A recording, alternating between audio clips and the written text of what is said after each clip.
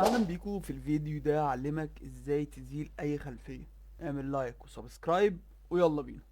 بص يا صديقي، في الفيديو ده هعلمك ازاي تفصل الخلفية عن الفيديو الاصلي، مثلا زي كلمة سبسكرايب، زي مثلا طيور، زي مثلا زرع. هناخد كذا تجربة. تمام. فانت ما تنساش بس تعمل لايك سبسكرايب ويلا بينا اشرح لك الموضوع. باختصار كده هنروح على قائمة افكت. ولو انت ما تعرفش تروح على قائمة افكت ازاي، فانا علمتك في الفيديوهات اللي فاتت، لازم تتفرج عليها كلها عشان تحترف البريمير. لو انت جاي تتعلم بس ازاي تزيل الخلفية وماشي، انصحك بانك تتفرج على الفيديوهات اللي فاتت والفيديوهات اللي جاية.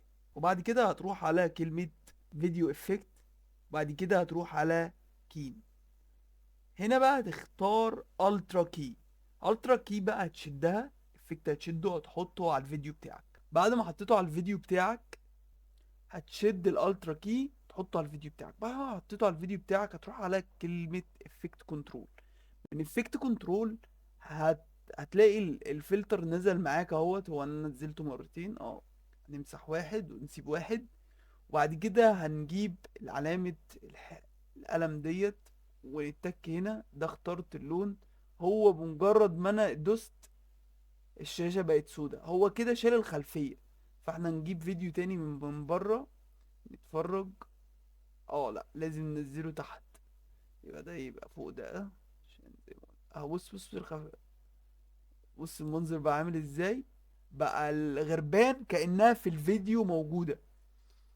لو عايز تتحكم فيها طبعا بسكيل، طبعا بالسكيل اهوت.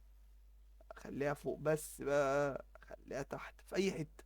المهم يعني نيجي عند تاني حاجة وهي علامة اللايك والسبسكرايب. هتبقى نفس الموضوع على فكرة. هتبقى نفس الموضوع. هي علامة اللايك والسبسكرايب. هسحب الالترا كي احطه على الفيديو بتاعي، واروح على قائمة افكت،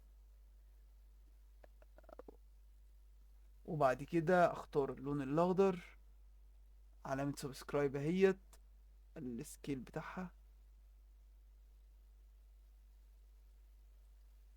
اهوت. وبكده ضفنا علامة اللايك والسبسكرايب. ضفنا علامة السبسكرايب بس مضفناش اللايك. انت لو جبت برضو لايك جرين سكرين هتقدر تعمل الحكاية ديت. نيجي بقى عند اي سكرين بأي لون تتخيله. هتسحب الالترا كي بتاعك وتحطه عليها، وبعد كده من قائمة افكت هتقول له بلو يا معلم. وهو بص بقى معاك فصل اللون. فصل فصل خالص الصورة. المهم يعني ساعات بيبقى في حاجات فيها اخطاء. تعالج الاخطاء دي ازاي؟ ان انا بروح على الاعدادات هنا بتاعة الافكت، واقول له انا عايزه ابيض واسود عشان اشوف الاخطاء بتاعتي.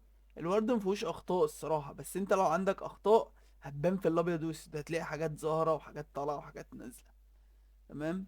وتبدا تلعب بقى في الاعدادات ديت والارقام ديت. الارقام ديت طبعا كل واحد بتختلف عن التاني. طبعا لو قعدت تلعب هتفضل تظبط شادو والحاجات دي كلها تظبط معاك الفصل بشكل احترافي اكتر. وهتطلعه لك بشكل ممتاز. وبعد كده تطلعه تاني وهوت. اقدر اصغره، اقدر اصغر اهوت احطه هنا، احطه في اي حتة. المهم يعني تقدر تعمل حاجات كتير جدا بإزالة الخلفية. وفي ناس بتعمل ترانزيشن بيها، وفي ناس بتعمل حاجات جامدة جدا بفصل الخلفية. انا كده وصلت لنهاية الفيديو، ودي كانت معلومة بتاعت النهاردة. ما تنساش تعمل لايك سبسكرايب. معاك اسلام ماندو بيعلمك البريمير من تحت الصفر لحد الاحتراف. ما تنساش تتفرج على الفيديوهات اللي فاتت والفيديوهات اللي جاية. ودلوقتي احب اختم فيديو كلمة لا اله الا الله.